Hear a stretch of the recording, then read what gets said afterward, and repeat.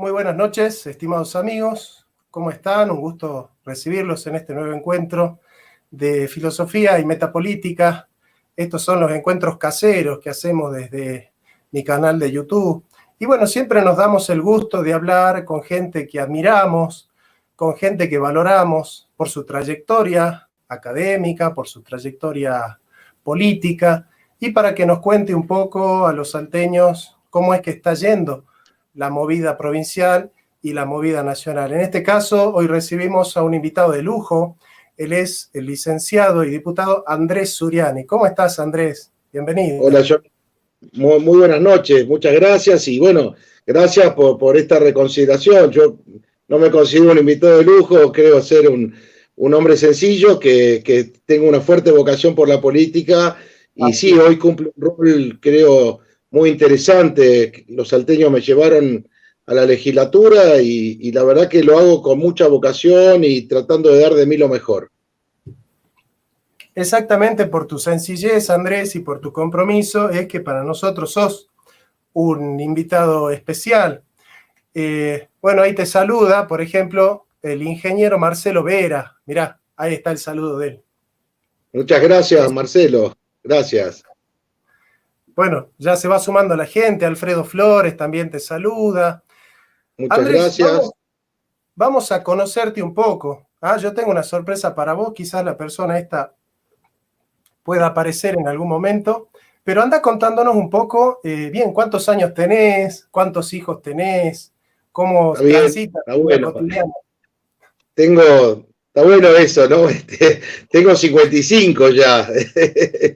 Bueno. He cumplido 55 este año y 5 hijos, uno en el cielo. Andrés es periodista, un tipo que bueno, la verdad que ha tenido una fuerte vocación por hacer periodismo político, se educó en la UCA en Buenos Aires, se casó con una porteña y ya me dio un nieto y medio porque ya llega para enero el segundo, así que estoy muy contento y muy feliz. Y además, bueno, tener un hijo que también ha indagado en todos los temas que tienen que ver, ¿no? con lo nacional, lo popular y lo cristiano, yo digo, porque esa es un poco la génesis con la cual me formé, me llegó eso de mis mayores. Después tengo una hija profesora de filosofía que vive en Bariloche, Teresita, que tiene 29 años. Ella es la más bohemia de la familia.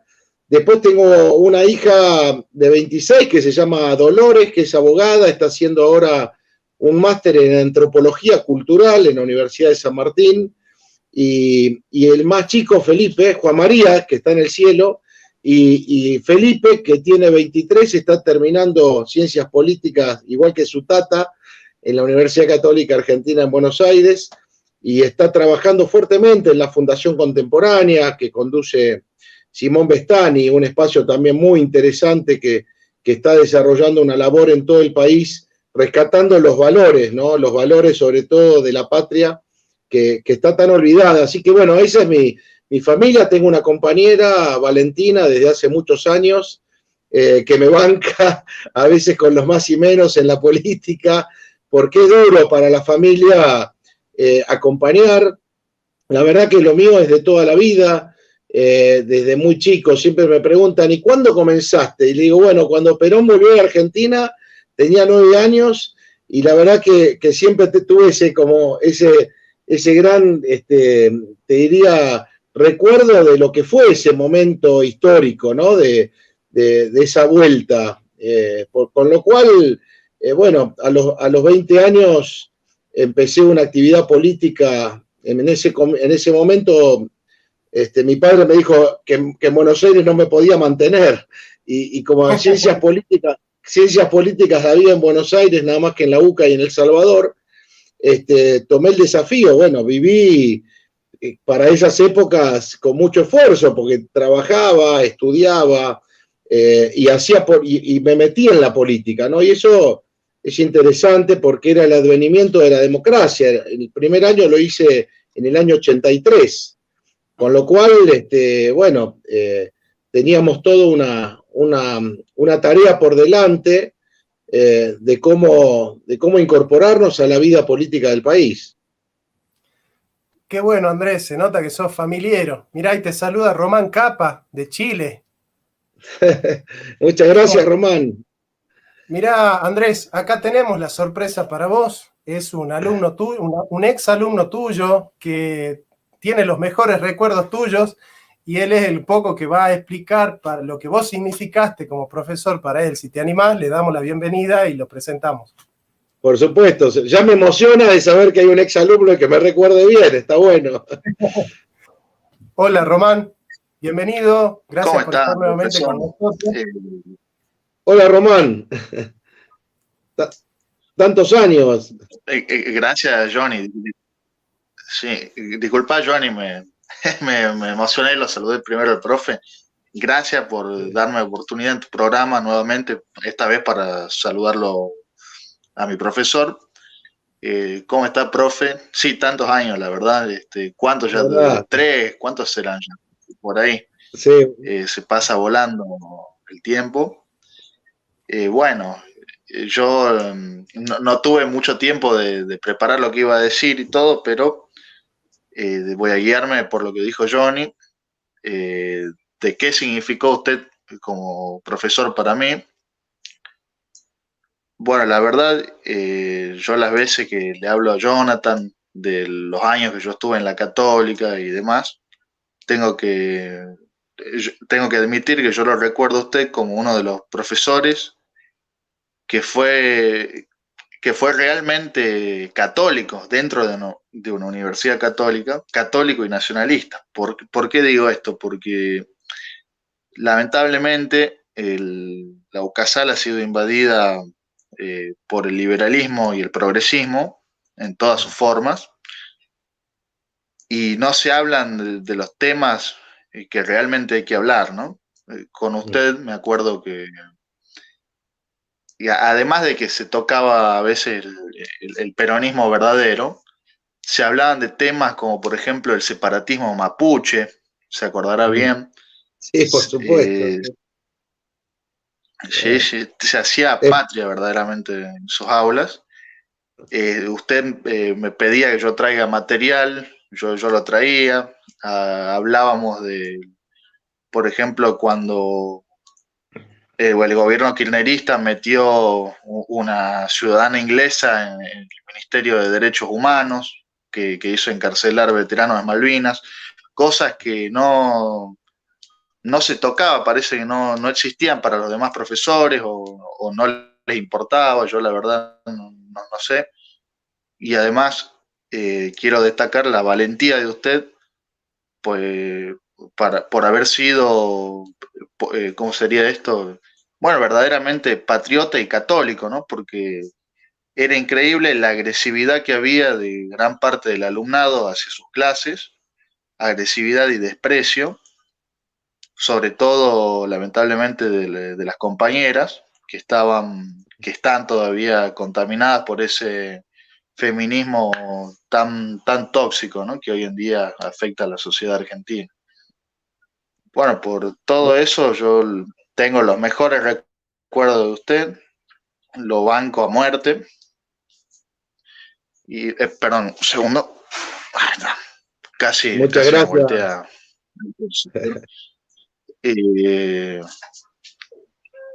Y bueno, quería desearle mucha fuerza. Aquí cuenta con un fiel soldado y también cuenta con ese grupo de alumnos que habíamos organizado, recuerdo en ese entonces, ¿no? Como un grupo de difusión para apoyarlo. Ahora ¿cómo sería? Se desintegró ese grupo, pero yo sé que esos alumnos, esos pocos que estábamos con usted, aún lo siguen apoyando, ¿no? A veces de vez en cuando compartimos material. Muchas gracias, Román, y hago un paréntesis que creo que vale la pena comentar. Las universidades católicas, ¿no? En general, en sus estatutos tienen muy claro cuál es el objetivo, la formación que debe tener un profesional que pasa por sus claustros.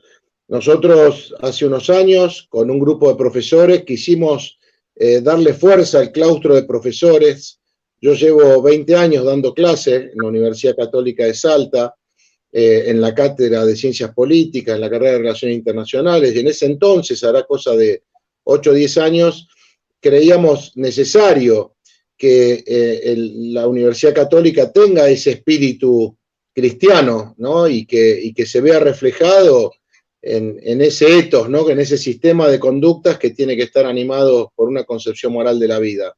Y lo sigo haciendo y sigo pretendiendo que las autoridades de la universidad tomen esto como algo serio, como algo importante, que tenemos que iluminar donde estemos con ese espíritu, insisto, cristiano, y más allá de distintas religiones que se practiquen. Creo que lo cristiano es de Occidente, ¿no? Tanto hermanos evangélicos como católicos nos hemos juntado en la lucha por la vida y en otras luchas, hoy concretamente contra la ideología de género que atenta contra esa célula básica que es la familia en la sociedad nuestra, y donde lamentablemente, como bien decías vos, Román, en instituciones como esta y otras tantas, se ha infiltrado el germen tanto del liberalismo como del marxismo cultural, y eso atenta directamente contra, por lo menos, los principios que yo creo que tienen que animar a una comunidad organizada como la que siempre he pretendido. Así que bueno, gracias por tus consideraciones, tu apoyo, y mi saludo, obviamente, siempre a todos mis exalumnos. De hecho, tengo uno de mis exalumnos que hoy es profesor hace muchos años, que es Federico de Singló, que es muy respetado ahí en la comunidad universitaria, y para mí es un honor contar entre mis colaboradores más estrechos, ¿no? Desde hace años. Muchas gracias, Román, por Bueno, profe. Sí, gracias a vos, Jonathan. Gracias también, profe. Infinitas gracias por toda la lucha que lleva. Espero que nunca se apague su fuego guerrero. Y voy a estar rezando por usted, profesor. Gracias, Román. Tengo todavía muchas cosas más para decir, para recordar, pero yo creo que la gente ya escuchó lo más importante. Bueno, le mando un gran abrazo. Viva Cristo Rey, grande. Viva la patria. Viva la patria. Gracias, Román. Gracias, un abrazo, Román. grande. Gracias, querido. Bueno, Andrés, hasta luego, Jonathan. Qué linda sorpresa. Qué lindo, sí, bueno, me emocionaste, Jonathan, poniendo un exalumno. La verdad que me sorprendiste, y bueno, para mí es obviamente una alegría inmensa que aquellos que pasan por las aulas de la Universidad Católica por lo menos escuchen algo de la filosofía perenne, ¿no?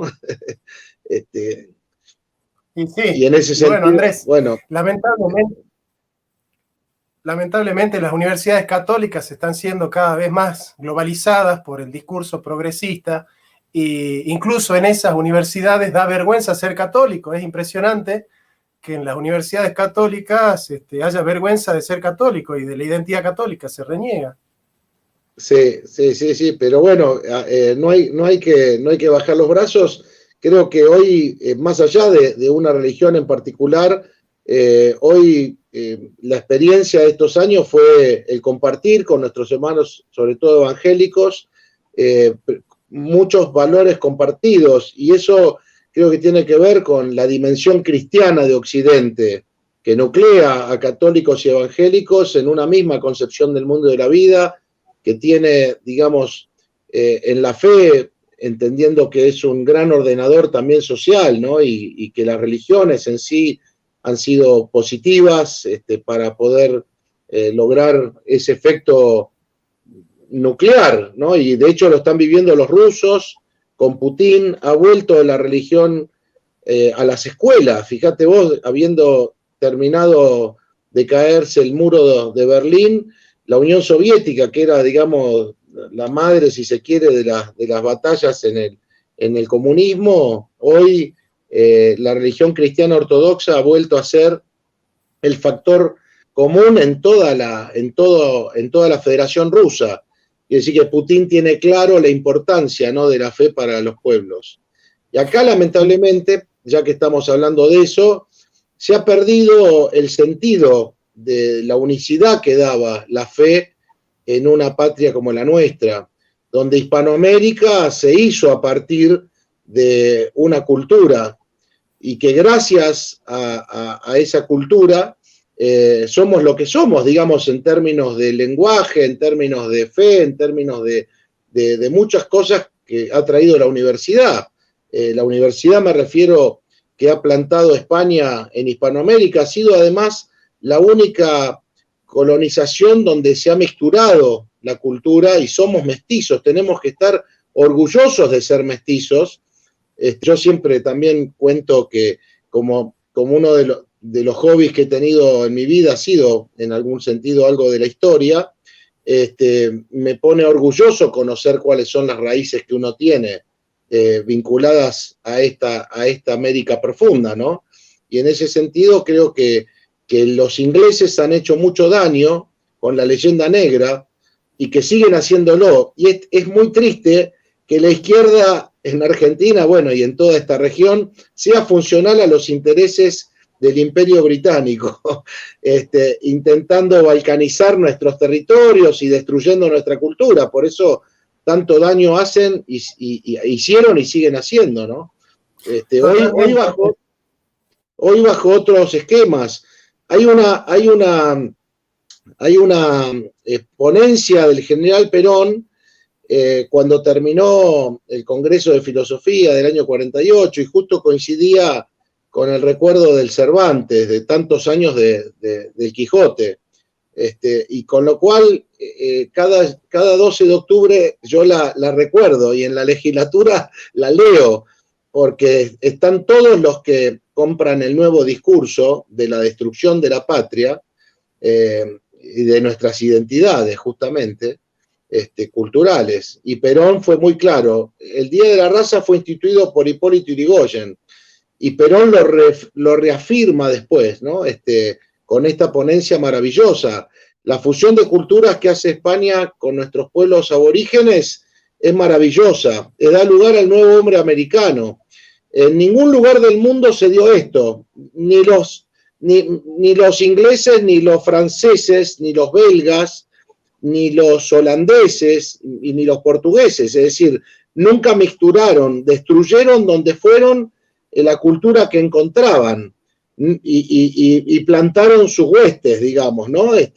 España, en cambio, mixturó a partir de entender las leyes de Indias, más allá de los problemas que toda conquista tiene, ¿no? Y donde ha habido seguramente excesos, pero el espíritu de los reyes católicos es maravilloso, sobre todo en la reina Isabel, en la reconsideración del alma humana, del aborigen que habitaba estas tierras y de considerarlos tal cual personas y los matrimonios que se dieron a partir de esa fusión. Con lo cual me parece que hay que, al contrario, estar orgullosos de esa estirpe, y somos en Salta y en Tucumán y en Jujuy y en Catamarca, sobre todo en el norte, somos hijos de esa cultura, fundamentalmente, ¿no? Y yo estoy orgulloso de ese mestizaje. Si bien a mí me ven rubio, tengo sangre guaranítica también en mis venas, en el casamiento que se da entre Martínez de Irala y la India Leonor, ¿no? Y de allí surge una vasta línea que llega hasta nuestros días, ¿no? De descendientes de ese matrimonio. Lo mismo de Alonso Riquelme de Guzmán con una hija de ellos, con lo cual hasta está totalmente demostrada esa genealogía que llega hasta nuestros días. En muchos de nosotros se da esa estirpe criolla, digamos, a partir del mestizaje. Es una maravilla. Y bueno, es lo que somos, Andrés, no somos ni tan europeos ni tan indios, ¿no? Como se dice, somos la última raza nueva, como la dice el Papa Francisco, y somos la raza que puede establecer un nacionalismo de paz y amor, porque somos una mezcla de muchas culturas, sobre todo la hispánica y la aborigen. Entonces entendemos lo que es el diálogo respetuoso entre las distintas culturas, que quizás por ahí en Europa, cuando se habla de nacionalismo, se entiende xenofobia. Acá en Hispanoamérica, nacionalismo suena distinto. inclusive, Jonathan, acá hay que agregar que a ese nuevo hombre americano, que es esta fusión de dos mundos, se tiene que sumar la inmigración que llega a Argentina esperando nuevos horizontes, y sobre todo de italianos, españoles, también hay muchos franceses, como digo, como cantidades, ¿no? Aunque algunas colonias de otros orígenes, pero han venido a sumarse a esto que es la Argentina. Y la Argentina tiene en su ser nacional, fíjate que vos lo acabás de decir, lo tenía anotado, una organización que debe asegurar la paz y el amor. Es decir, en definitiva, el hecho de ser juntos es para vivir bien. Y ese bien se nutre de bienes no solo materiales, sino espirituales, ¿no? Y eso constituye el ser nacional. La Argentina, con los más y menos, digamos, porque tenemos que reconocer toda nuestra historia, inclusive anterior a la Constitución Nacional, es decir, todo el proceso de lo que fue la reorganización de la nación argentina, si querés, en el siglo XX tiene dos grandes referentes en esa intentona de generar un proyecto de sociedad, digamos, fuerte. Primero lo hace Irigoyen en los primeros años del siglo XX y después lo trata de concretar Perón. Es decir, de abarcar el conjunto social como un tejido riquísimo, donde todos tienen, inclusive está expresado en este libro tan grandioso que es La Comunidad Organizada. Esto fue casi, te diría, una síntesis de ese Congreso de Filosofía del año 48. Y es una pieza formidable porque habla de una integración, inclusive Perón habla de sectores que se entretejen en cuanto a necesidades comunes. Nunca Perón nos habló de sacarle al rico para darle al pobre, siempre se ha respetado la propiedad privada y sí generar las condiciones del Estado de desarrollo. Por eso, cuando a mí me preguntan en qué banderas me formé, siempre digo en las tres que son como un hito en mi vida política. La justicia social a partir de ese estado de desarrollo que debe generar las bases para que cada argentino por lo menos produzca lo que consume. Es decir, mínimamente tenemos que tener un tejido social que sea, digamos, capaz de generar ese mínimo vital y móvil a partir de la cultura del trabajo. Una independencia económica que tiene que ver esa bandera con la bendita tierra que Dios nos dio, Jonathan, que tiene que ver con los recursos naturales. El mismo Sampaio, cuando escribió la Constitución del 49, que es una maravilla esa Constitución desde el punto de vista social, dice que esos recursos tienen que ser de tal manera redistribuibles en toda la sociedad que nos permitan, a través de un desarrollo científico y tecnológico, el potencial, digamos, de crecimiento y desarrollo de esta independencia económica, es decir, de esa autarquía que tienen los estados como sociedades autárquicas perfectas y soberanas, digamos, ¿no? Y para finalizar esa bandera, fíjate que hablamos siempre de soberanía política. Esa soberanía política se expresa además de un ser nacional que tiene esta búsqueda de paz y bien, que tiene que ver con el respeto a la persona como centro y eje de la comunidad organizada, en un humanismo profundamente, dice, cristiano, lo dice Perón, en un humanismo cristiano. Con lo cual hoy, fíjate que si traspolo esta filosofía a lo que pasa en la Argentina, la soberanía política se tendría que expresar en la soberanía demográfica, que todos los argentinos puedan nacer en esta patria y abrirse al futuro de esta comunidad con una idea de paz y bien que tenga un objetivo manifiesto. Es decir, todos los pueblos lo tienen.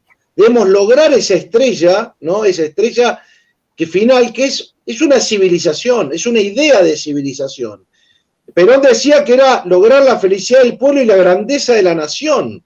Esas palabras hoy, Jonathan, están totalmente perdidas, no existen en el campo de la política. No se habla más de patria, que es la tierra de nuestros padres. Enterramos a nuestros padres en esta tierra y tenemos diríamos, un deber de entrega nuestra hacia esa historia que nos viene dada. Cuando hablamos de la nación, viene de nací, de nacimiento, tiene que ver con los muertos comunes, tiene que ver con la historia de nuestra emancipación, tiene que ver con la historia de nuestra independencia y de Malvinas, que es lo más reciente que tenemos también.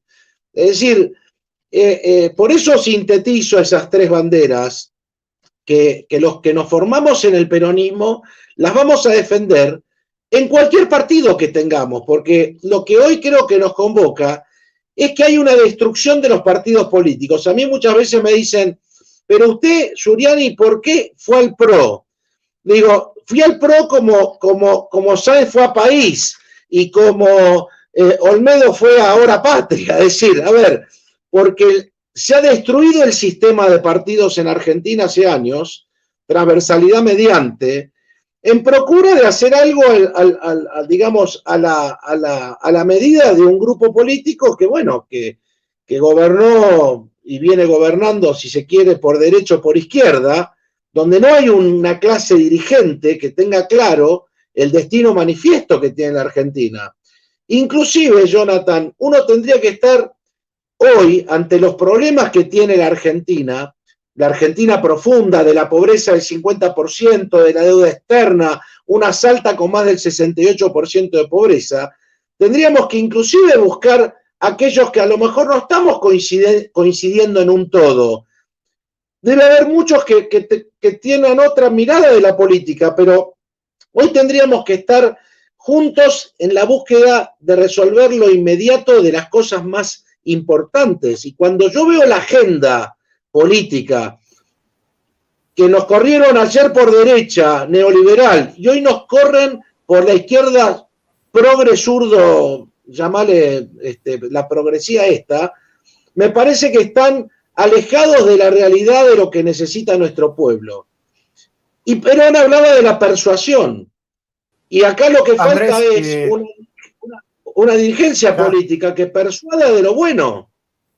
Y fíjate que hay otro tema, la demagogia de estos gobiernos va en contra de una sana autoridad, porque si nosotros tenemos gobiernos con una sana autoridad, hablar de orden y disciplina no sería algo negativo, algo malo. Sin embargo, demonizamos esas palabras. Pero bueno, quiero que me cortes para que vamos entrando en tema. Mirá, porque si es por mí, sé que puedo charlar muchas horas.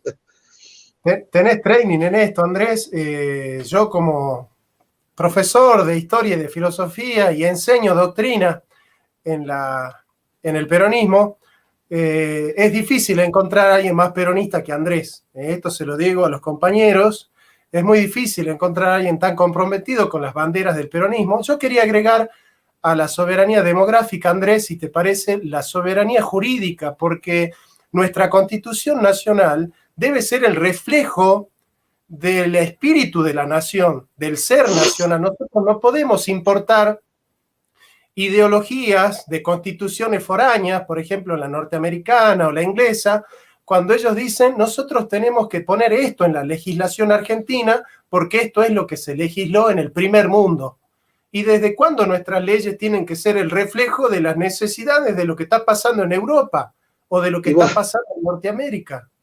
No, coincido, y a tal punto que nosotros, más allá del origen de nuestra Constitución, hay que comprender los constitucionalistas del 53 vienen a resolver de alguna manera las dificultades que había tenido desde el año 20, que fue la anarquía del año 20, cuando el general Rosas, digamos, después se lo llamó el restaurador de las leyes, y aparece la dupla entre unitarios y federales. Los constitucionalistas del 53 lo que intentan es resolver el conflicto y salió la constitución que tenía que salir. No es que fue una constitución de los triunfadores, no, tuvieron la capacidad de poder pensar la síntesis y de resolver esa problemática en ese momento. Hoy los argentinos tendríamos que tratar de encontrar la síntesis, de resolver lo que por derecha neoliberal nos proponen y lo que por la izquierda zurda nos gobiernan hoy, ¿no? Entonces, nosotros tendríamos que ser capaces de entender una tercera posición, como decía el viejo Potekman, ni yanquis ni marxistas. Si querés no le pongamos un título, porque hoy la sociedad argentina, ya al haber desaparecido el tema partidario, elige personas que representan ideas, que representamos ideas, representamos intereses en el sentido no económico, sino intereses de lo que creemos que son importantes para esta búsqueda de paz y bien que debe tener una sociedad, una comunidad. Con lo cual, hoy estamos invitando a todos a que nos comprometamos en esa búsqueda. No nos fue bien por esas vías, tampoco, y no nos va bien para nada. Te puedo decir, Jonathan, que a mí me duele profundamente lo que estamos viviendo, porque no se resuelve la pobreza con la diversidad y el género, de ninguna manera. Así como Alfonsín decía que con la democracia se comía, se vestía, se sanaba, y no. Se sale adelante con un estado de desarrollo que tenga claro el ideal a perseguir. Y para eso tenemos que volver a entender que hay que enamorar a nuestras juventudes de lo que es la patria, el ser nacional. Hoy vas a una escuela, a un colegio, no hablan de nada de esto. Es decir, ¿cómo podemos pretender que nuestras juventudes y nuestros jóvenes se enamoren del trabajo de la política si lo que hay es antipolítica? Para eso hay que renovar la cultura. La cultura es lo que nos da el sustrato para poder movilizar a la sociedad hacia un destino manifiesto. Imagínate lo que pensaba Güemes, lo que pensaba San Martín, lo que pensaba Belgrano. Es decir, cuáles eran las ideas de esos hombres a la hora de entender la emancipación hispanoamericana. Es decir, cuál era el concepto que ellos tenían respecto de esta sociedad. ¿Qué pensó Irigoyen? ¿Qué pensó Perón? Digo, para nombrar a un radical y al padre del justicialismo. Es decir, pensaban en algo distinto de lo que hoy vivimos. Algunos me dicen, vos querés volver a la novia de los 15. Digo, no, yo lo que quiero es un país que dé oportunidades y que yo quiera ver a mis hijos y a mis nietos, que tengo, como te contaba, uno y medio, yo quiero ver que se queden acá acrecentando esta bendita tierra que Dios nos dio, pero no me gusta ver cuando nuestros cerebros se van a hacer cola a un consulado para ver de probar suerte en otro país. Me parece que es muy triste eso, ¿no? Y hoy tenemos que lograr volver a enamorar de un ideal a las juventudes, sobre todo. Exactamente, Andrés. Bueno, esa es la responsabilidad de todos nosotros y sobre todo de los dirigentes de ustedes, que son los que están a la cabeza, ¿no?, de la dirección. Justamente los dirigentes dirigen el destino del pueblo y bueno, es una responsabilidad. Te manda saludos Andrés Warschauer, un historiador de la UCASAL. Sí, profesor tocayo mío. Sí. Después, bueno, Trinidad Conejo, que nos dice tal cual, y los colegios católicos en esas leyendas negras de las que hablabas. Mirna te dice, mis saludos y respetos por su postura para el licenciado. Necesitamos más políticos como usted. Y te saluda César Chamorro, que es profesor en la Universidad Nacional. Muchas gracias, César, y gracias, Mirna.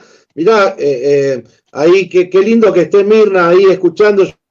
Un aprecio muy grande, un cariño muy grande a Mirna, porque compartimos una gran lucha con Mirna, ¿no? Y esas luchas, la verdad que implican poner de uno todo y más. Es como que queremos dejar en el campo de batalla, que es esta guerra cultural que tenemos por delante, todo lo que haya que dejar por salvar el futuro de nuestros hijos.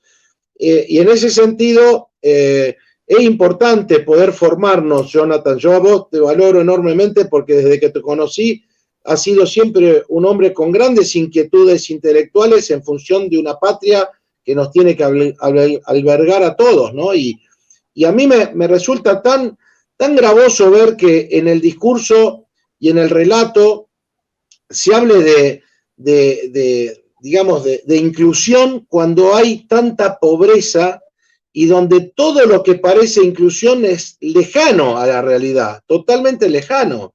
Se incluye a partir primero del amor que se tenga por lo que se hace, digamos, es decir, y acá aparece la palabra amor que fuera una cuestión cursi, y no es así, es decir, el amor a la patria, el amor a defender la nación argentina y buscar un objetivo en común me parece que es algo loable.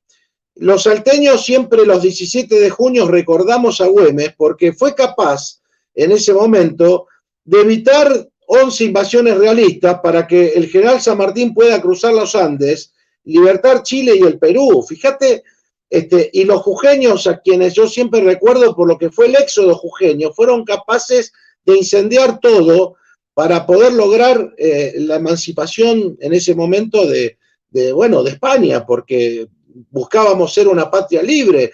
Y hoy, la pregunta que yo les haría a los que están escuchando, que cada uno reflexione de qué nos tenemos que liberar, cuál es la nueva independencia, qué es lo que nos está sojuzgando como argentinos, como salteños, que no nos deja salir adelante y tener un objetivo en común. Por eso el concepto de comunidad organizada es clave. Es muy importante entender que nadie se salva solo. Por eso yo hago siempre una crítica muy fuerte a ese germen que se instaló a partir de ese golpe macabro del 76 que nos destruyó tanto, que fue el virus que nos inoculó el liberalismo y el materialismo. Fíjate que los dos fueron, por acción de pinzas, la izquierda cómplice de las peores de la derecha.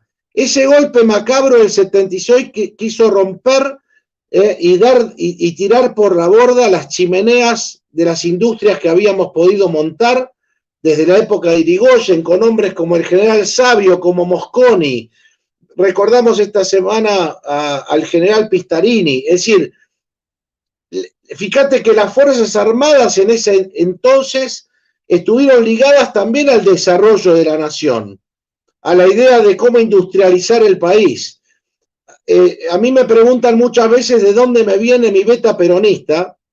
Mi madre era sobrina del brigadier San Martín, que fue ministro de Aeronáutica y gobernador de Córdoba, el hacedor de la industria en Córdoba, aquel que generó el impulso de haber tenido aviones a reacción, como fue el Pulqui 1, el Pulqui 2, después se lo llamó en la modernidad el Pampa, que es el IA-63.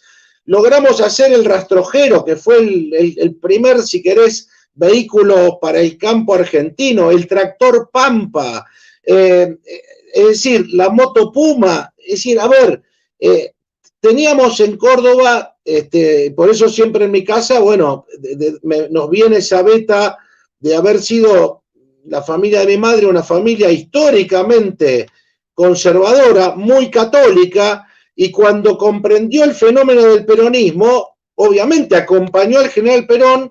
Mi abuelo fue gerente general del Banco Hipotecario, cuando las casas realmente se hacían a partir del trabajo y el esfuerzo y nadie te regalaba nada. Entonces tuve el honor de tener un abuelo que estuvo en ese gobierno trabajando fuertemente por un espacio que tenía que ver directamente con lo social. Entonces, yo pude mamar eso desde mi propia casa, ¿no? Es decir, y después, bueno, lo que he vivido en una universidad católica, donde realmente la Escuela de Ciencias Políticas nos enseñaron a que teníamos que ser políticos cristianos.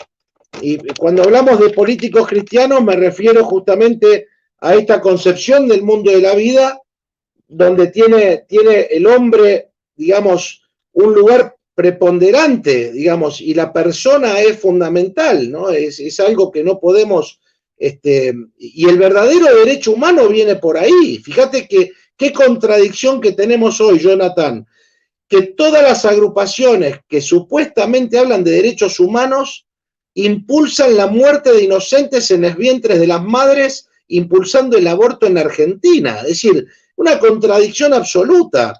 Fíjate estos grupos feministas radicalizados, como pasa en Salta, bueno, hay varios sellos que las nuclean, propician el aborto y hablan de ni una menos y son capaces de matar a su hija mujer en el vientre, digamos. Es como una cosa de locos, no tiene ninguna razón de ser. Con lo cual, además, fíjate que hablábamos de la leyenda negra que tanto se metió en nuestro medio, y el gobierno kirchnerista terminó con el nombre de Día de la Raza para pasar a festejar la diversidad cultural, que es una cosa ridícula y que no tiene ningún asidero con nuestra identidad cultural. Fíjate cómo la ideología de género, a partir del informe Kissinger-McNamara de los años 70, concretamente creo que fue en el 72-73, empieza a plantear políticas antinatalistas para nuestros países. Y el general Perón, antes de morir, en el año 74, él muere el 1 de julio del 74, unos meses antes, firma un decreto, que lo leí en la Cámara de Diputados de Salta, donde va en contra de todas estas políticas antinatalistas y propicia la vida promueve la familia y el respeto no solo a los no nacidos, sino dice, hay que acrecentar esta tierra, en lugar de ser en ese momento, no sé cuántos millones seríamos en el 74, pero tendríamos que ser para el 2000, decía, no sé cuántos millones. Somos la 7ª territorialidad del mundo, como Estado, 7ª u 8ª, y somos uno de los países más despoblados, con una Patagonia que mañana, si quieren, la pueden llegar a considerar un territorio, digamos, extra argentino por el despoblamiento que tiene. Es decir, estamos muy errados en la agenda que hay que trabajar. Aparte, Andrés, a mí me indigna, por ejemplo, cuando se usa la figura de Evita y se le pone un pañuelo verde a Evita, porque Evita escribió claramente en contra del aborto y en contra de las feministas de esa época, que no eran menos radicales que las de ahora, ¿no? Ya se venía esa tercera ola de movimiento fuerte, revanchista, en contra del varón, de instalar una dialéctica entre la mujer y el varón. Bueno, es parte de esa ideología de género, anteponer al hombre y a la mujer, y por eso existe lo que existe como violencia, porque las leyes que se han hecho, supuestamente para evitar la violencia, que es intrafamiliar, la han hecho las feministas radicalizadas, con lo cual esa figura de opuestos entre el hombre y la mujer está plasmado en la ley, con lo cual nunca bajan los niveles de agresividad y de violencia. Siempre han aumentado, porque están viciadas nuestras leyes con esta ideología.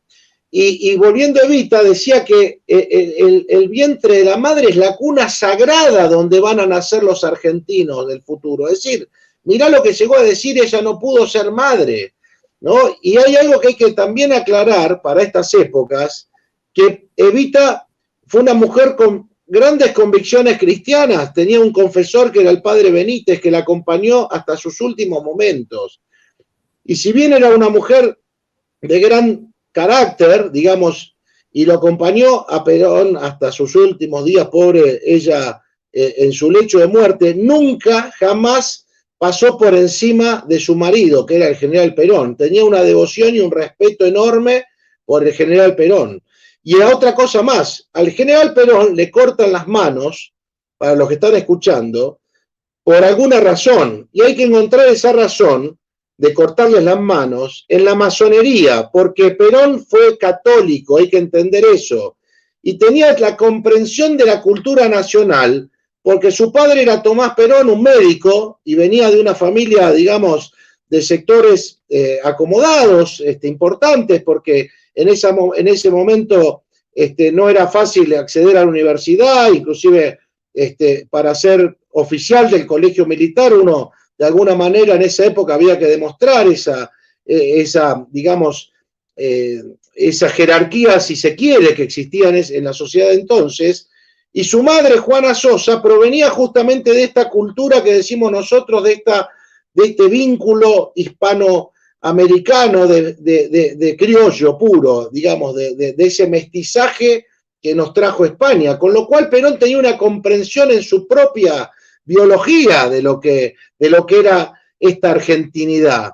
Y entonces, hoy tenemos que volver a tomar, digamos, quizá con muchos otros matices, porque todo es, hoy la modernidad nos ha llevado a esta, si se quiere, globalización, pero que haya una globalización en el mundo a partir de las comunicaciones y de la técnica y la ciencia, no quiere decir que nuestros países tengan que perder su identidad y su cultura y su razón de ser y su vocación de destino.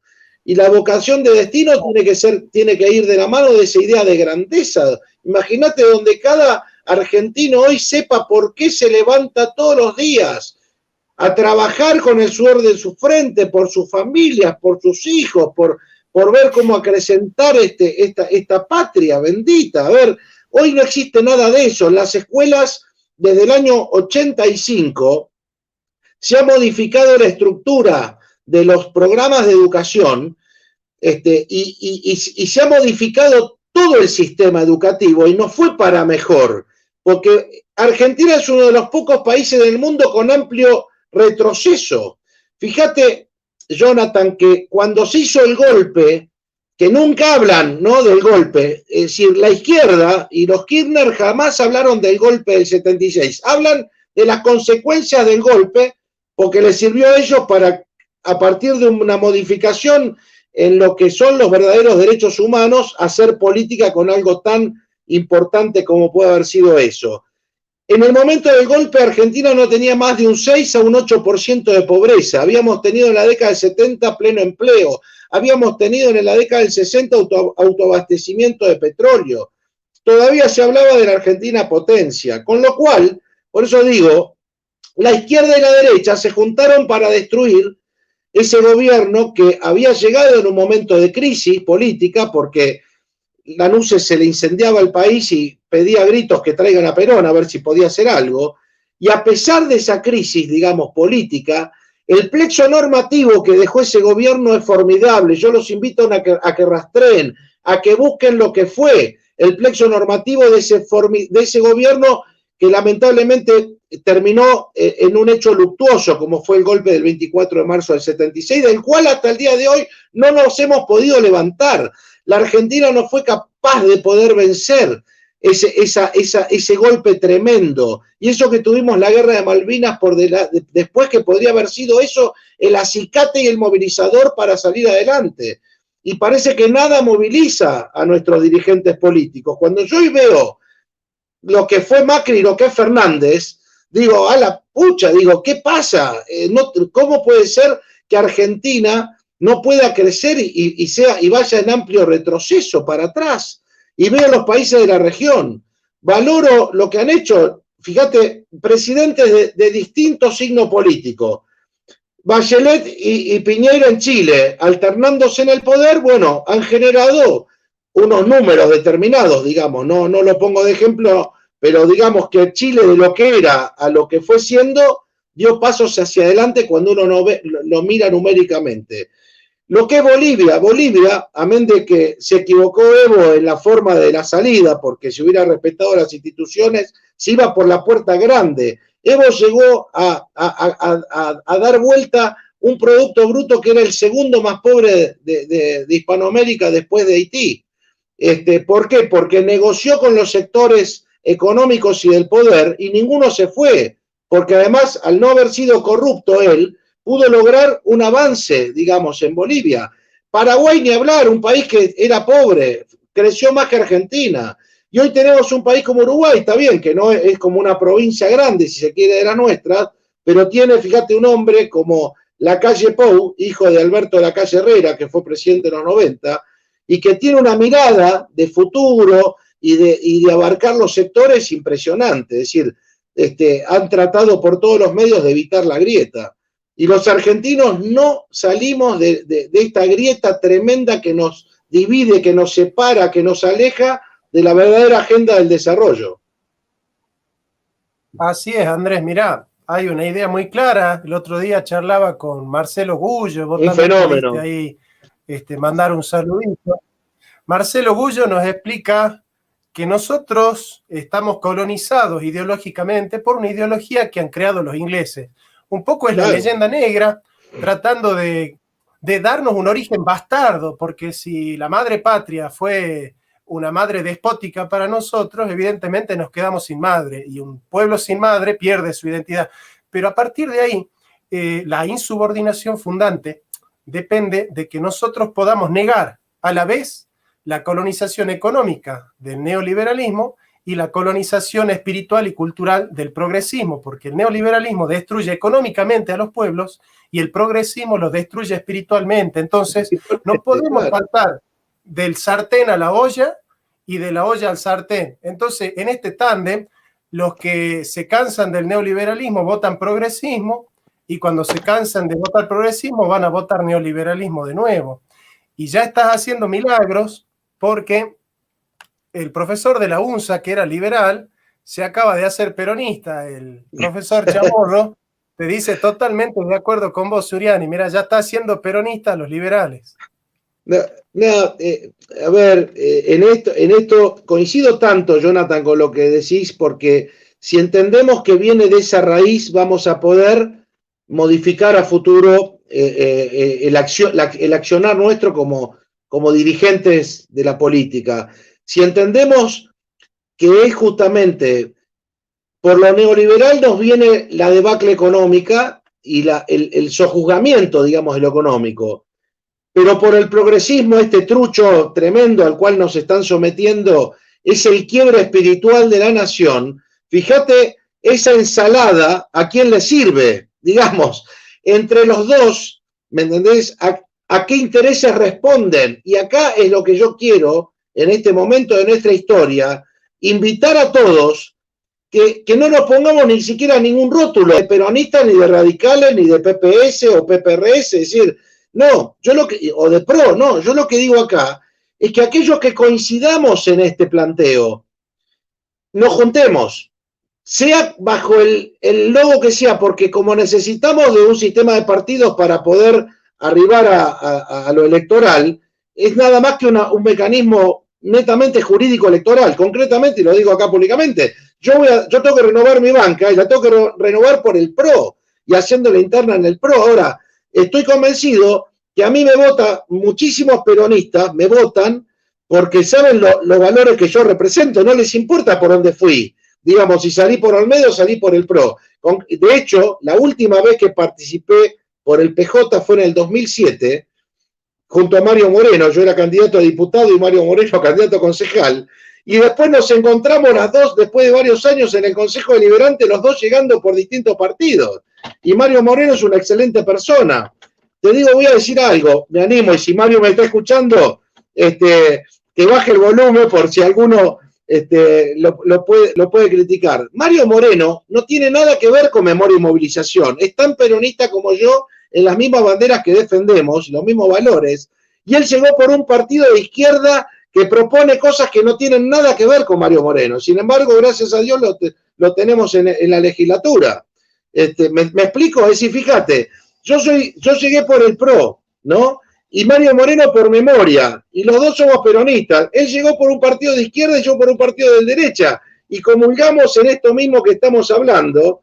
Y te voy a contar más, mirá, en la causa de Manchalá, cuando a mí me tocó como concejal estar defendiendo a nuestros héroes soldados de Manchalá, de lo que había hecho el kirchnerismo con ellos, que los había, digamos, no les había reconocido sus derechos humanos, que habían peleado contra el ERP en pleno gobierno peronista. Bueno, Mario me firmó como concejal, ¿no? Y me firmó David Leiva y me firmó Luis José. Es decir, cuando la verdad se hace evidente y se pone arriba de la mesa, no hay ninguna ideología que te pueda, digamos, sacar de la verdad. Con lo cual, y yo digo ideología por lo liberal y lo marxista, creo que la doctrina que realmente al argentino nos puede permitir hoy llegar a una resultante superadora es volver al ser nacional, es volver a redimensionar la cultura como base estructural, la cultura, no lo partidocrático, la cultura. ¿Y cuál cultura? La de la familia, entendida además como la unión permanente de un hombre y una mujer, de donde se devienen los derechos de la prole, de los hijos, el trabajo como el gran ordenador social, Jonathan. Tenemos que buscar cómo trabajar. Fíjate, Perón decía, gobernar es dar trabajo, y estos gobiernos dieron planes sociales. Alberdi decía, gobernar es poblar, cuando escribió la Constitución o los prolegómenes, ¿no? En bases y puntos de partida. Y estos gobiernos propician aborto, ideología de género, para que mueran nuestros niños y no se reproduzca la gente. Es decir, fíjate vos la locura. Con lo cual me parece que estamos frente a un gran desafío, que no le quiero poner nombre partidario, le quiero poner nombre de valores. ¿Dónde está la patria? ¿Dónde está la nación argentina? ¿Dónde está el valor del trabajo como gran dinamizador? ¿Dónde están los recursos naturales al servicio del conjunto de los argentinos, de los salteños? Y no que venga Greenpeace a decirnos cómo tenemos que producir. ¿O para quién trabajó Bonazo cuando hizo la ley de bosques? ¿Ustedes creen, los que están escuchando? Y con esto no quiero decir nada en contra de una sana ecología y nada en contra justamente de la autosustentabilidad, que me parece que es formidable, pero lo tenemos que definir como argentinos, no que vengan de afuera a decir cuáles son los recursos que podemos o no explotar y cómo hacerlos. Entonces, si yo tengo en Salta y no tengo matriz industrial y tengo pobreza al 70%, ¿cómo puede ser que no pueda poner abajo de los árboles de anta pastos para hacer ganadería? Tengo 1 millón de cabezas y puedo tener 5, pero no me dejan. ¿Quién no me deja? Bonazo. ¿Y para quién trabajó Bonazo? ¿Y para quién trabajan esos grupos? Le ponen guita de afuera para que no nos industrialicemos. ¿Y por qué no podemos explotar racionalmente nuestra minería cuando del otro lado el Producto Bruto Minero es altísimo y de este lado no llega al 1%, Jonathan? Con lo cual, cuando a mí me dicen, vamos, viste, digo, a mí se me rompe la cabeza, digo, muchachos, la agenda es la productiva, la del trabajo, la del desarrollo, la del emprendedurismo. No puede ser que acá una persona para emprender algo tenga una lista así enorme de impuestos que el mismo Estado no lo deje desarrollarse. Y seguimos alimentando con bolsones y con planes sociales. Hoy la misma persona que hoy los recibe dice, che, esto es indigno, porque van 2, 3 generaciones que no se acostumbran a laburar. Pero bueno, son muchas cosas que estamos conversando, la verdad, Jonathan, en este momento y son cosas que, bueno, seguramente los que están escuchando las vamos a poder ir considerando en el tiempo. Mira, Andrés, bueno, vos sabés que yo soy de River y con el discurso que acabas de dar, acabas de hacer el gol del Piti Martínez en el Bernabéu. Así que si terminamos acá la charla, vos quedás con ese maravilloso discurso bien peronista y bien nacionalista. Pero a mí me gustaría que respondas, Andrés querido, sí, claro, una pregunta que te hace Federico Barbarán. Él es desarrollista, nacionalista, y hace una pregunta que te puede poner entre la espada y la pared, ¿no? Es una pregunta bastante interesante. Dice, mi gran duda, teniendo en cuenta que nosotros combatimos la ideología de género, pero no a los gays. Nuestros enemigos no son los homosexuales, sino el lobby que hace de la opción sexual una opción política. Entonces, Federico te pregunta, mi gran duda, ¿existiría en algún momento la integración de los gays y lesbianas en el nacionalismo? Es decir, tratar de que ellos mismos comiencen a integrarse en un profundo humanismo cristiano. ¿Vos crees que los nacionalistas hoy podrían aceptar a esta persona en el movimiento? Por supuesto, Federico, que sí, porque la única condición que pone además la Constitución Nacional, que en eso es muy sabia, para que una persona se pueda integrar, por ejemplo, a un cargo público, como servidor público, es la idoneidad, es ser idóneos, digamos. No pregunta la Constitución si tenés títulos o de qué sexo sos, no. Y además quiero decirlo y aprovecho esto porque me han lapidado los sectores estos feministas radicalizados para tratar de agredirme en algo que yo nunca dije. Yo respeto totalmente, Jonathan, las opciones sexuales de los mayores. Me parece que la vida privada de los hombres queda reservada a Dios y cada uno puertas adentro de su cuarto, de su casa, con quien quiera. Es algo de la vida privada. Nadie tiene por qué hacer ningún tipo de juicio respecto de la opción sexual. Yo estoy en contra de que se dé en las escuelas y en la sociedad al género como un valor cuando en realidad es un disvalor. La condición de género es para el género musical, el género literario, el género que corto, la tela que voy a cortar, porque existen dos sexos.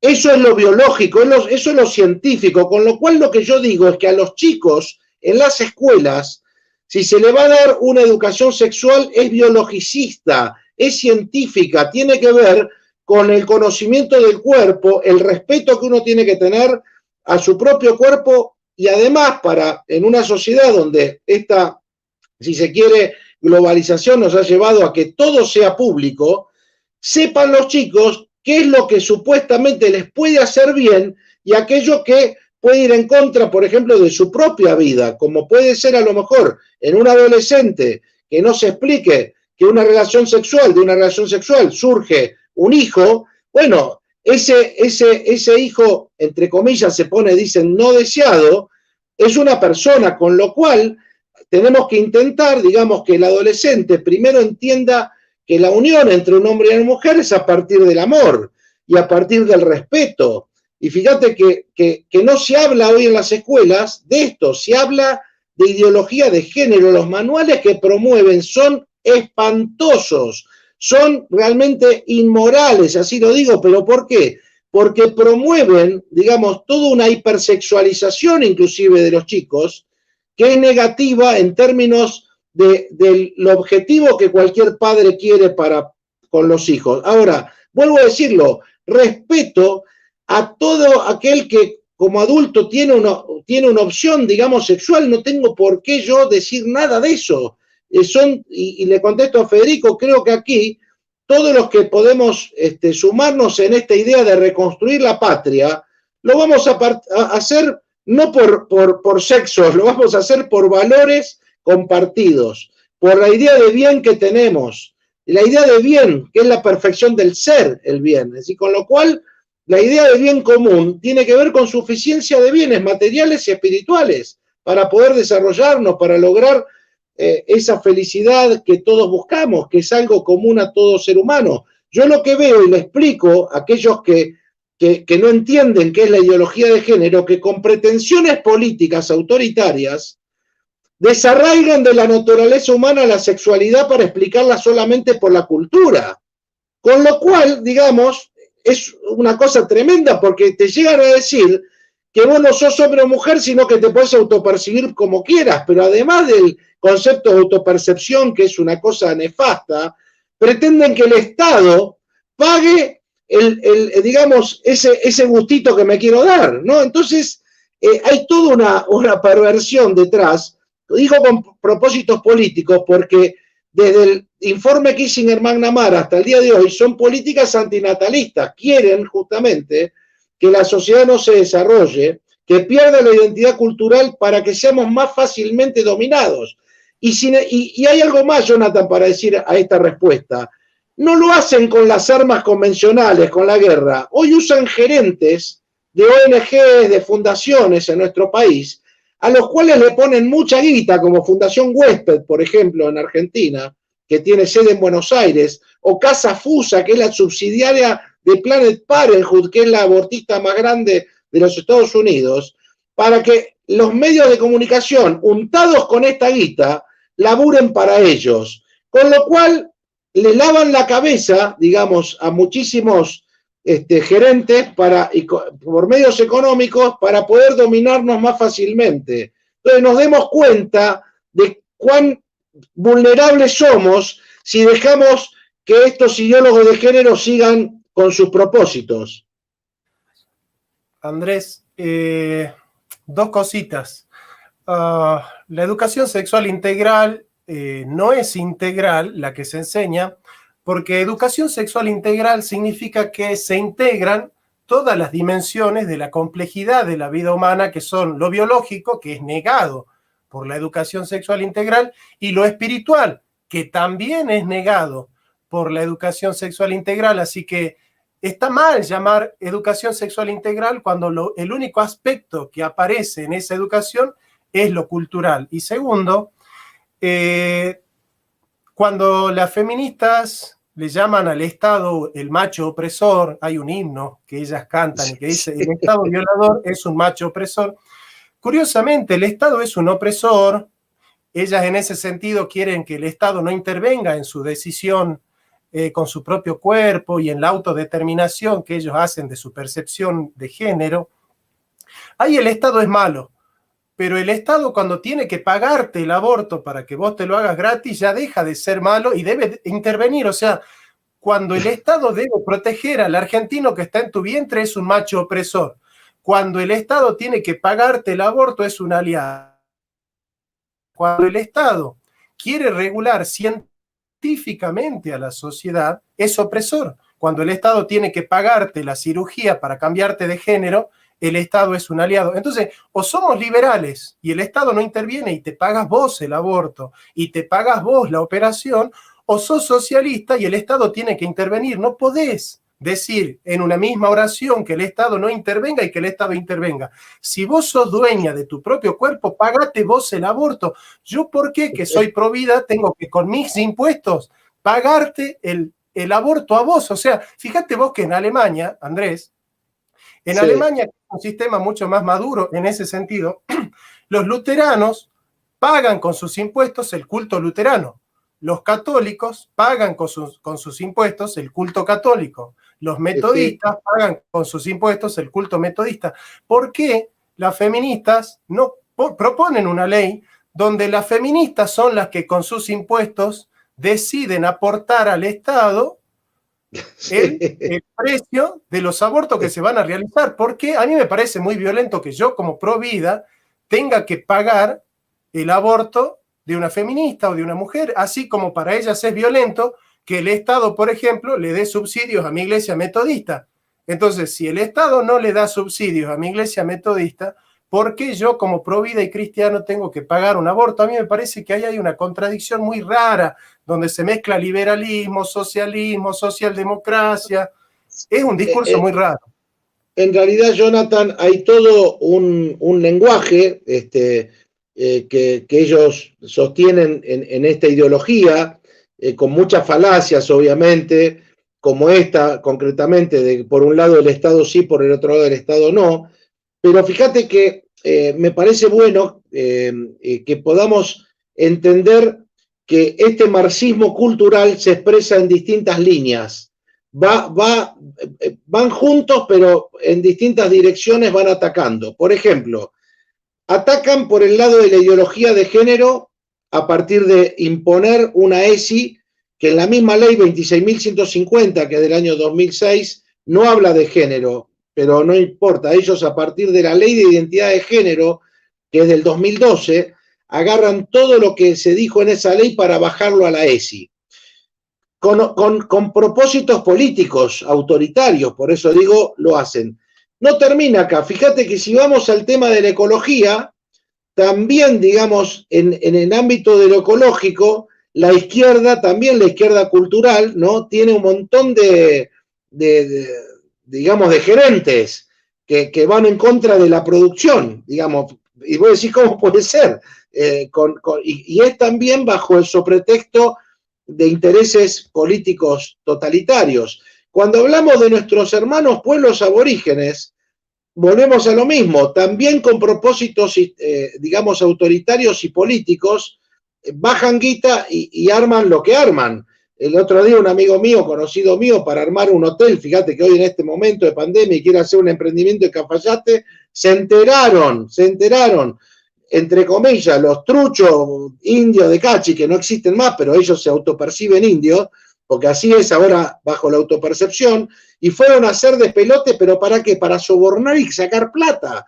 Y acá el Estado no participa porque además los jueces ante esta ideología se cagan en las patas, no quieren animarse a decir nada. Entonces, tenemos el problema de esta falsa dicotomía entre criollo, aborigen, ¿viste? Yo creo que el Estado argentino es desde la Quiaca Ushuaia, de los Andes del Atlántico y bajo una misma bandera, que es la bandera argentina, no existe otra. La ideología de género, nosotros no tenemos por qué, inclusive, ponerle que sigan avanzando con estos propósitos en la escuela pública? ¿Y qué hacen los colegios privados, confesionales o no, que no comparten? Lo están intentando dar y dictar algo que va en contra de su propio, ¿no? De su propia, te diría, como pasa en las universidades católicas, en contra de su propio fundamento sociocultural, histórico, ¿viste? Entonces, hay una lucha cultural muy grande. Este marxismo cultural, de la mano de los neoliberales, que son primos hermanos, destruyen nuestra génesis histórica de la patria argentina. Por eso, yo creo y vuelvo, es la idea de reconstrucción a partir de valores comunes. Y ahí es donde nos vamos a juntar. Y no importa por el partido que salgas, pues salí por el partido que te permitan, pero llegá a un consejo deliberante, lleguemos a las legislaturas, lleguemos a los gobiernos provinciales, algún día podremos poner un presidente que tenga por norte esta idea de salvar la patria bajo los cánones que nos dieron origen, que es lo fundante. Por eso a mí me encanta lo de Gullo. La insubordinación fundante es, me insubordino ante estas presiones que me vienen de afuera, que no tienen nada que ver con mi génesis, que no tienen nada que ver con mi ADN. Qué maravilloso, Andrés. Bueno, tenés una claridad tremenda, realmente es impresionante la claridad conceptual, la claridad política, porque un político que tiene claridad puede hacer prospectiva. Es decir, un político que tiene claro el pasado puede proyectar el futuro. Un político que no entiende el pasado vuelve a cometer los errores del pasado. El pasado nos da lecciones, y mira vos cómo este discurso tuyo es tan de sentido común, que acá Víctor Gutiérrez, que es obispo de una iglesia mormón, de los mormones, también te manda saludos y muchas te hace gracias. una pregunta. Dice, pregunta a nivel económico: libre cambio roquista, proteccionismo, keynesianismo o socialismo estilo sueco. Bueno, yo creo que la respuesta ya estuvo medio en todo. Tenemos que lograr, ¿no? Sí, yo igual contesto acá, está bueno. Yo creo que en materia económica, muchos utilizan la palabra economía social de mercado, y yo, en lugar de utilizar ese término, economía social de mercado, como lo utilizan los países europeos, creo que tenemos que tener un Estado que regule, digamos, la relación público-privado de tal manera de que países como el nuestro tengan una base en la garantía de los derechos, digamos, básicos, que tienen que ver, insisto, primero con la explotación de los recursos naturales, que tiene que estar, y cuando digo recursos naturales me refiero a lo que es el petróleo, lo que es el gas, lo que es la minería, me refiero a recursos estratégicos que tienen que ser redistribuidos a partir de la ciencia y la técnica al servicio del desarrollo de nuestros pueblos. Pero creo que quedó demostrado en el mundo que existe, digamos, hoy una suerte de capitalismo que cada uno lo puede ir entendiendo o desarrollando según las propias patrias, ¿no? Entonces, no creo que haya un sistema único que uno diga socialismo o capitalismo. Me parece que sí, en el mundo ha quedado claro que el capitalismo ha traído desarrollo muchas veces, pero muchas veces en detrimento de otros, ¿no? Es decir, donde se han enriquecido algunas naciones, ha habido otras que se han empobrecido, con lo cual me parece que los países como el nuestro tienen que tener una dirigencia muy preclara, y les voy a decir lo que yo pienso si mañana me tocara ser gobernador o presidente. Pienso que uno tiene que hacer un gran pacto social productivo, con lo cual es sentar en la mesa de la negociación a los que tienen, digamos, el capital, y por otro lado saber que el trabajo en algún momento tiene que llegar a ser el otro 50%. Esa sería la verdadera redistribución de una justicia social, digamos, que nos permita un crecimiento sostenido a partir de un piso básico que no puede estar por debajo de la dignidad de la persona. Con lo cual, creo que el Estado tiene un rol preponderante allí. Y yo le diría mañana, por ejemplo, si me tocara darle un consejo al gobernador Sáenz, con el cual no hablo ahora hace varios meses, pero yo sentaría a lo mejor a los que están en el campo de Salta, que que es parte de lo que nos da algo de sinergia a nuestra economía, porque no tenemos industria. Y si yo le pintara de verde lo que es amarillo en un nuevo esquema de lo que se llama ordenamiento territorial, le diría a un productor de soja: vení, Carlitos, vos poniendo soja me generás un solo puesto de trabajo, y uno que produce, por ejemplo, tabaco, que es algo intensivo, me pone 40, digamos, empleados bajo ese mismo esquema. ¿Qué le diría yo al sojero?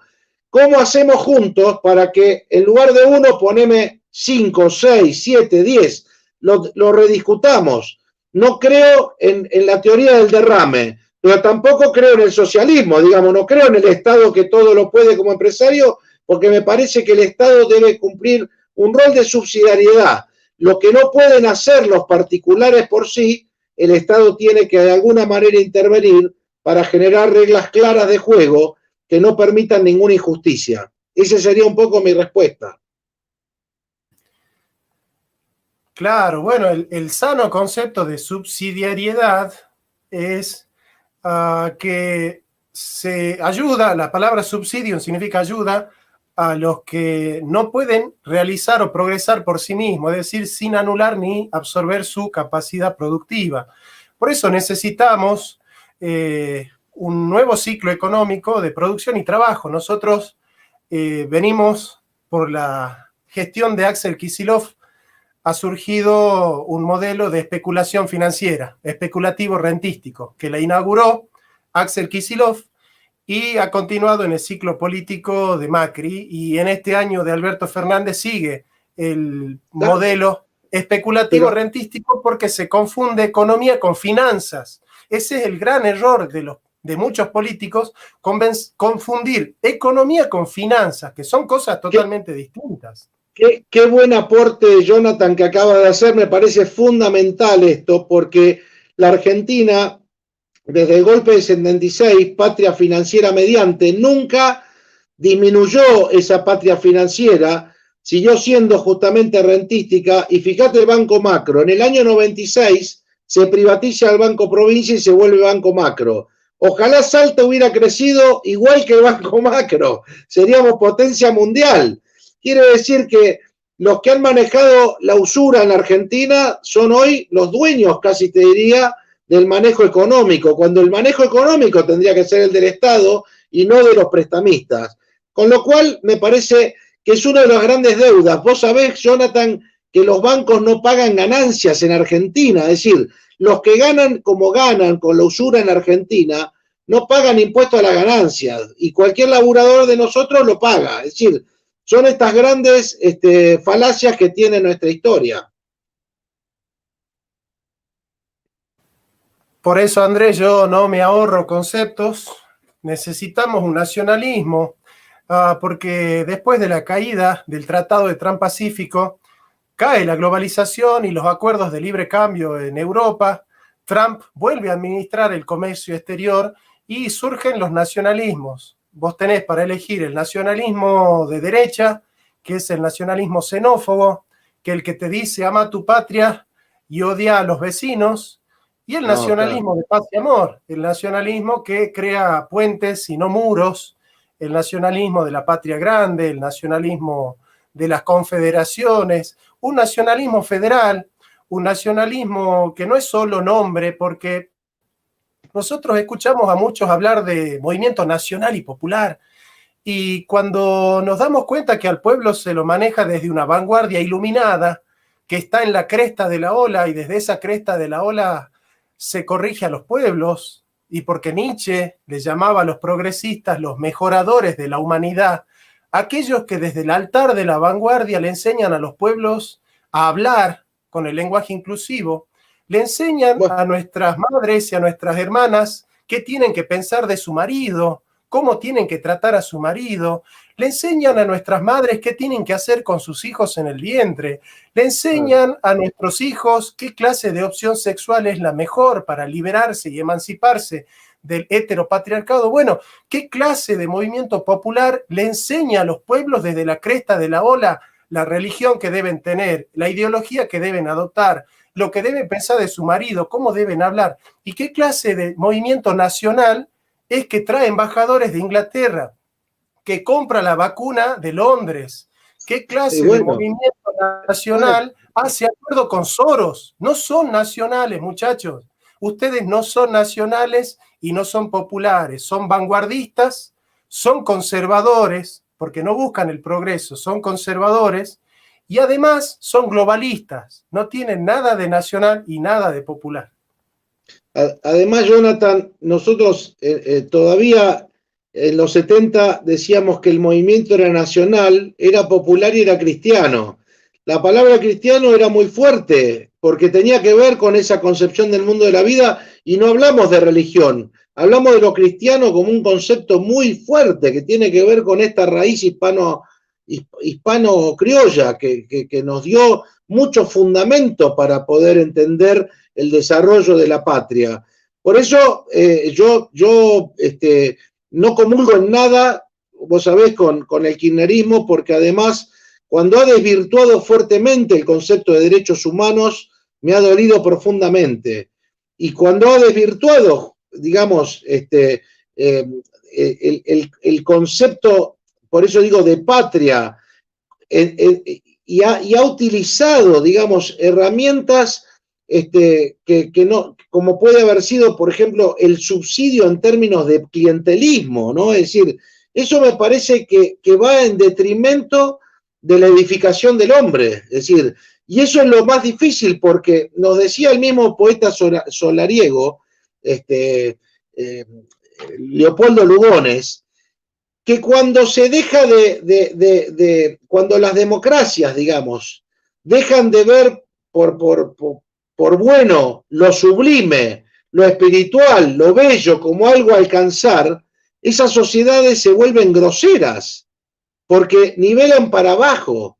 Yo quiero una sociedad que muestre el objetivo por alto que tengo para que mis jóvenes y mis adolescentes y digan, che, por esta vía, por este camino del esfuerzo, del trabajo, del estudio, del desarrollo, es como me puedo desarrollar, cómo puedo formar familia, cómo puedo crecer, cómo puedo ser feliz. Entonces, yo coincido con esto que estás diciendo vos, esta crítica que vos hacés, me parece fundamental. Ojalá que la puedan comprender y entender, y muchos que están escuchando y que muchos han acompañado de buena leche, inclusive, las propuestas que llevaba adelante a lo mejor el kirchnerismo, se den cuenta que esto está agotado, y que por lo cual, entonces vuelvo al origen de la charla. Veamos cómo podemos traspolar y superar este antagonismo que nos han llevado liberales y progresistas a perder el destino manifiesto. Exactamente, Andrés. Bueno, mira, para ir terminando, te dejo la última, que es la mejor pregunta, siempre viene al final, porque es la frutilla del postre. Te hago la pregunta sobre qué es el peronismo para vos, Andrés, y qué significado tuvo en tu vida el peronismo. Y termina bien arriba con esta pregunta y cerra la charla con bien arriba. Es la doctrina profundamente humanista y cristiana. Es la doctrina profundamente humanista y cristiana que nos puede permitir entender que no nos salvamos solos, que podemos entender lo colectivo desde la idea de comunidad organizada y no desde colectivismo, que podemos entender, digamos, una tarea desde el Estado, donde el Estado somos nosotros también parte, donde la palabra gobierno viene del latín gubernare, que es conducir la nave, y esa nave la tenemos que conducir en el conjunto de la sociedad a partir de una trama solidaria que nos permita, a través de la cultura del trabajo y el desarrollo de los pueblos, lograr la felicidad de ese pueblo y la grandeza de la nación. Ese es el peronismo que a mí me enseñaron, el que vivo y que llevo en el corazón, y el que lo voy a hacer desde el partido que tenga que me lleve, digamos, a renovar mi banca, o el día de mañana que me ponga el pueblo donde me quiera poner para dar de mí lo mejor. Siempre le agradezco a mis padres, mi papá se fue hace pocos años, pero a ellos siempre les debo esa idea de patria y esa idea de Dios que me caló profundamente en mi alma y que se la traslado a mis hijos, que se la traslado a mis alumnos, que se la traslado a mi entorno como una idea de comunidad organizada. Yo creo que todavía podemos lograr esa doctrina que quedó plasmada inclusive en la Constitución del 49, que un hombre como Arturo Enrique Sampay, digamos, llevó esa filosofía, si se quiere, judío-cristiana, digamos, ¿no? Y que tenía que ver con toda una idea muy fuerte de lo que es la justicia distributiva, ¿no? Al campo de la política. Y eso para mí es algo que lo tengo inserto en mi corazón, lo vivo, lo siento y bueno, espero poder haber respondido a las preguntas, Jonathan, que me has hecho y con lo cual yo agradezco esta oportunidad enorme, valoro esto, Jonathan, que haces, porque en la medida de que podamos ir desarmando, haciendo esta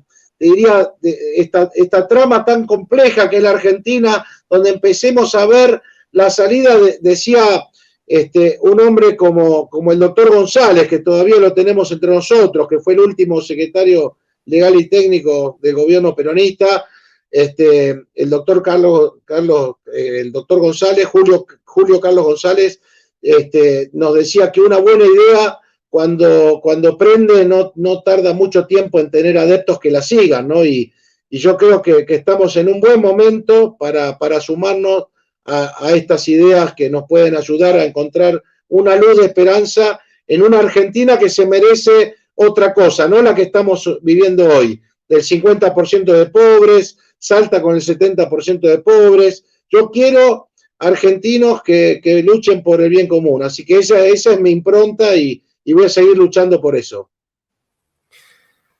Así es, Andrés. Acá tuvimos al licenciado Andrés Suriani, un gran militante, un gran político. Desde su humildad, él siempre habla y defiende a los salteños, no solo a la identidad salteña, sino al bolsillo salteño, porque en definitiva el peronismo es eso, ¿no? Es que la felicidad del pueblo y la grandeza de la patria cierre con todos adentro, ¿no? Y hay que rascar la olla. La patria justa, libre y soberana. Exactamente, aparte porque Andrés sin tanto folclore, ya escucho gente decir, pero Andrés está en Cambiemos, Andrés no tiene el folclore peronista, sin tanto folclore. No, pero bueno. Andrés es el peronista.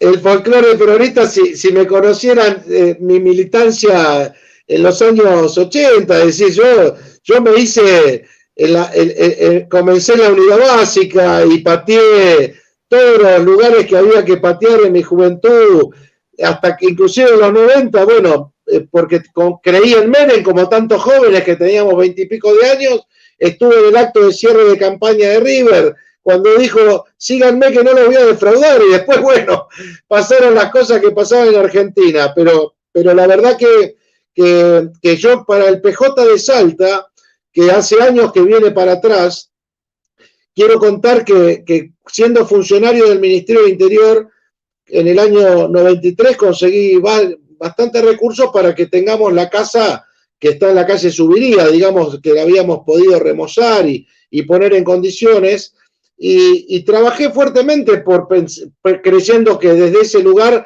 se podía hacer algo. Lamentablemente la historia de estos últimos años destruyó el sistema de partidos y hoy no existe el PJ, así que a los que me quieran acompañar me van a encontrar dando la pelea igual en el sello PRO, porque creo que Juntos por el Cambio tiene peronistas, que tiene radicales, que tiene PPS, PRS en Salta, donde comulgamos con estas ideas en general que nos puedan permitir una salida lo más honrosa posible. Así que estoy en esa tarea y en esa construcción.